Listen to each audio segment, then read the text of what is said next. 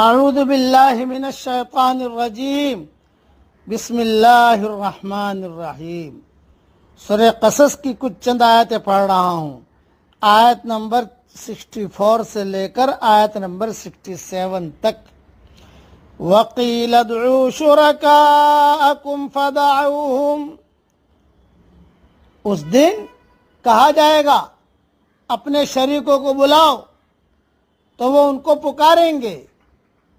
فَلَمْ يَسْتَجِيبُوا لَهُمْ، تو وہ ان کو جواب نہ دیں گے۔